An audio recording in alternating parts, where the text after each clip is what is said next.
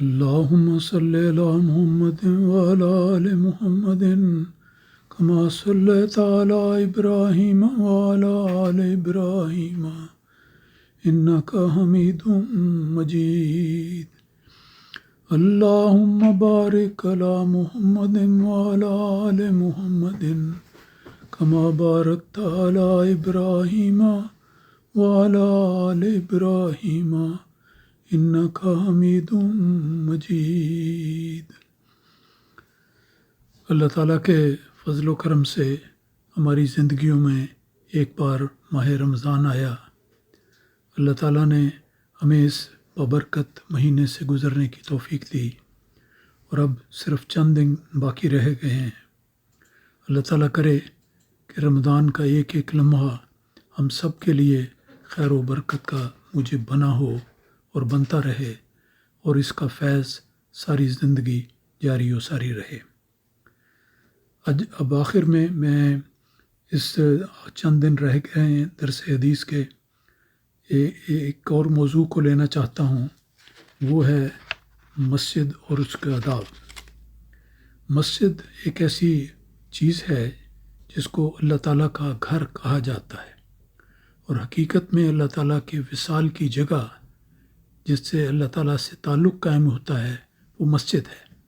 نماز ہے، مسجد ہے، ذکر الہی ہے، تسبیحات ہیں.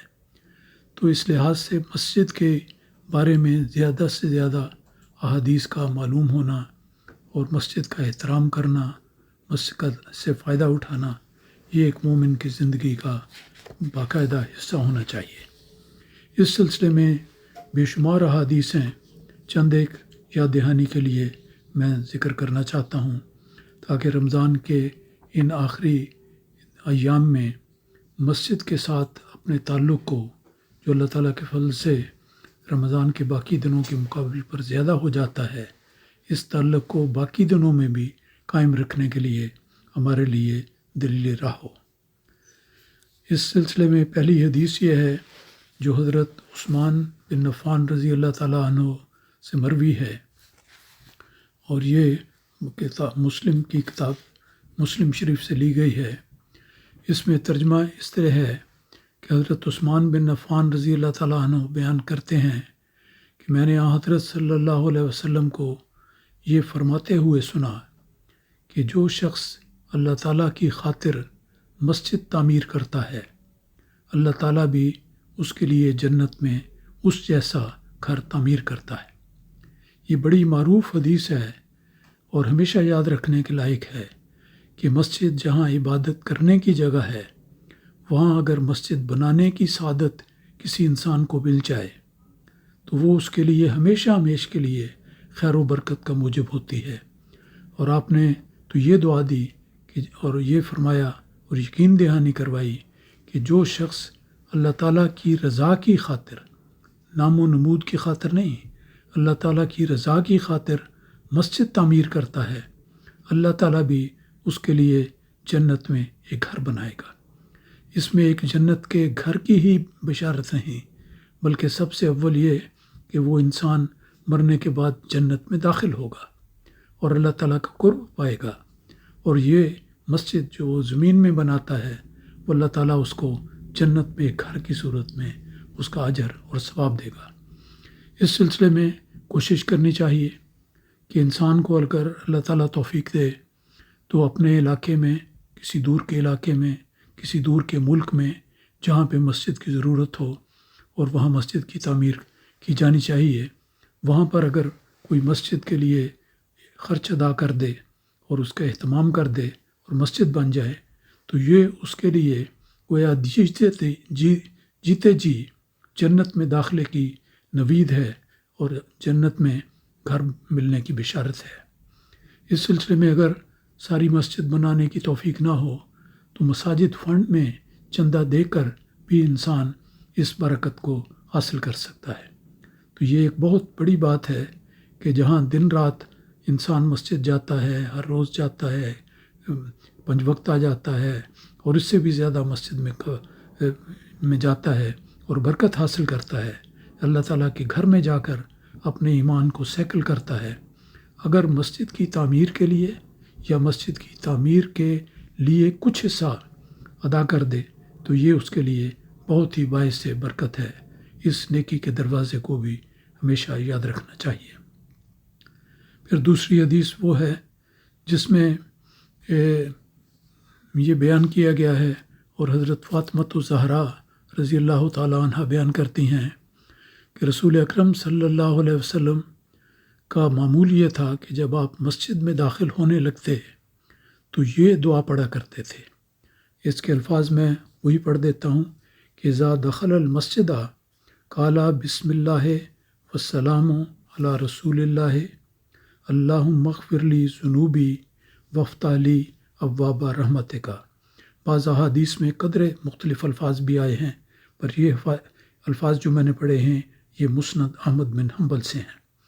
اور پھر حدیث بتاتی ہے کہ وَإِذَا خَرَجَ قَالَ بِسْمِ اللَّهِ وَالسَّلَامُ عَلَى رَسُولِ اللَّهِ اللَّهُمَّ اغْفِرْ لِي ذُنُوبِي وَافْتَحْ لِي أَبْوَابَ فَضْلِكَ۔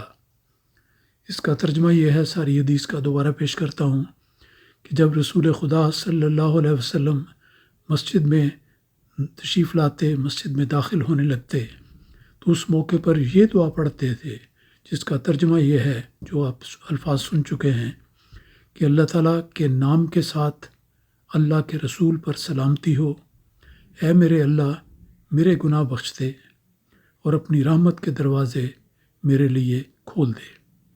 اور جب نماز سے فارغ ہو کر مسجد سے باہر تشریف لے جانے لگتے تو اس موقع پر آپ یہ دعا کیا کرتے تھے۔ اس دعا کے الفاظ بھی آپ نے سن لیے ہیں۔ ترجمہ یہ ہے کہ اے اللہ تیرے نام کے ساتھ اور تیرے رسول پر میں اس مسجد سے اب باہر جاتا ہوں اپنا فرض ادا کرنے کے بعد، اللہ تعالیٰ کے رسول پر سلامتی ہو، اور اے میرے اللہ میرے گناہ بخش دے اور میرے لیے اپنے فضل کے دروازے کھول دے۔ بہت جامع دعائیں ہیں جس کا تعلق مسجد سے ہے۔ مسجد میں جانا انسان کو خلوص نیت کے ساتھ ہونا چاہیے، اور صرف یہ مقصد ہونا چاہیے کہ اللہ تعالیٰ کا ذکر کیا جائے، اللہ تعالیٰ کی حمد اور ثنا کی جائے، نماز ادا کی جائے، اور اللہ تعالیٰ سے اپنے گناہوں کی معافی طلب کی جائے۔ تو اس نیک مقصد کے لیے جاتے ہوئے بھی دعا کرنی چاہیے اور آتے ہوئے بھی دعا کرنی چاہیے۔ یہ دعائیں عام طور پر مساجد کے دروازے کے قریب لکھی ہوتی ہیں، یاد دہانی کے لیے کہ لوگ ان کو دیکھ کر بھولیں نہیں بلکہ ان کا اہتمام کریں۔ تو یہ بڑی بات پہلی ہے کہ مسجد کے آداب کے لحاظ سے کہ جاتے ہوئے اور آتے ہوئے باقاعدگی کے ساتھ دعا کرنی چاہیے۔ بلند آواز سے دعا کریں وہ بھی صحیح ہے، دوسروں کو تحریک ہو جاتی ہے، لیکن دل میں دعا کرتے ہوئے داخل ہونا چاہیے اور دل میں دعا کرتے ہوئے نکلنا چاہیے۔ اس کا اہتمام لازم ہے۔ اس کے بعد دوسری حدیث یہ ہے کہ حضرت انس رضی اللہ تعالیٰ عنہ بیان کرتے ہیں کہ رسول پاک صلی اللہ علیہ وسلم نے فرمایا کہ مسجدیں اس لیے نہیں کہ ان میں پیشاب کیا جائے یا تھوکا جائے یا کوئی گند وغیرہ پھینکا جائے، یعنی کسی قسم کی بھی گندگی کو انسان نہ اپنے ساتھ لے کر جائے، نہ وہاں جا کر کسی قسم کی گندگی کو پھیلائے۔ ہمارے یہاں پر یہ انتہائی صورت تو نظر نہیں آتی اللہ کے فضل سے، لیکن یہ ضرور ہوتا ہے کہ بعض اوقات لباس صاف نہیں ہوتا، جرابیں صاف نہیں ہوتی، ہاتھ صاف نہیں ہوتے، کھانے کے بعد ہاتھ دھوئے نہیں، اسی طرح آ گئے وہی مسجد کے قالین پر لگائے۔ تو اس طریقے سے بہت ساری ناپاک باتیں مسجد کے اندر آ جاتی ہیں۔ ان باتوں سے بچنے کی ضرورت ہے، اور یہی تلقین کی گئی ہے حدیث میں کہ مسجدوں کو ہر قسم کی گندگی سے پاک و صاف رکھنا چاہیے اور اس کا اہتمام کرنا چاہیے۔ اور اس کی حکمت بھی رسول خدا صلی اللہ علیہ وسلم نے بیان فرمائی کہ مسجدیں اللہ تعالیٰ کے ذکر کے لیے ہیں، اللہ تعالیٰ کا ذکر کیا جاتا ہے۔ تو جہاں تک جس جگہ پر اللہ تعالیٰ کا ذکر کیا جاتا ہو اس جگہ کو پاک رکھنا ضروری ہے۔ جیسے پاک ہاتھوں سے قرآن مجید کو پکڑنا، قرآن مجید کی تلاوت کرنا اور قرآن مجید کو کسی جگہ سے اٹھانا اور رکھنا ضروری ہے، اسی طرح مسجد میں کے اندر آتے بھی پاک صاف ہونا چاہیے۔ اور قرآن مجید کے پڑھنے کے لیے یہ تعمیر کی جاتی ہیں۔ اللہ تعالیٰ کے ذکر کے لیے مسجد ہوتی ہے اور قرآن کریم کے پڑھنے کے لیے تعمیر کی جاتی ہے، اس لیے صفائی کا خیال رکھنا بہت ضروری ہے۔ اور احادیث میں بڑی اس کی تفاصیل بھی آتی ہیں کہ ایسی کوئی سبزی یا پھل یا کوئی چیز کھا کے، جیسے کچا پیاز یا لہسن کھا کے مسجد میں نہیں آنا چاہیے، کیونکہ اس کی بدبو نہ صرف نمازیوں کو تکلیف دیتی ہے بلکہ یہ بدبو اللہ تعالیٰ کے فرشتوں کو بھی ناپسند ہے اور بہت غلط چیز ہے۔ اس بات کا اہتمام کرنا چاہیے کہ ہمیشہ پاک صاف ہو کر، پاک صاف دل، پاک صاف نیت کے ساتھ اللہ تعالیٰ کے گھر میں جائیں، اللہ تعالیٰ کے حضور عاجزی سے نماز ادا کریں، اپنی مغفرت کی دعا کریں اور عاجزی کرتے ہوئے اللہ تعالیٰ کے گھر سے نکلیں۔ تو یہ مسجد کے آداب کا ایک خلاصہ ہے جو بیان کیا گیا ہے۔ اس کو یاد رکھنے کی اللہ تعالیٰ ہمیں توفیق عطا فرمائے۔ اللہم صلی اللہ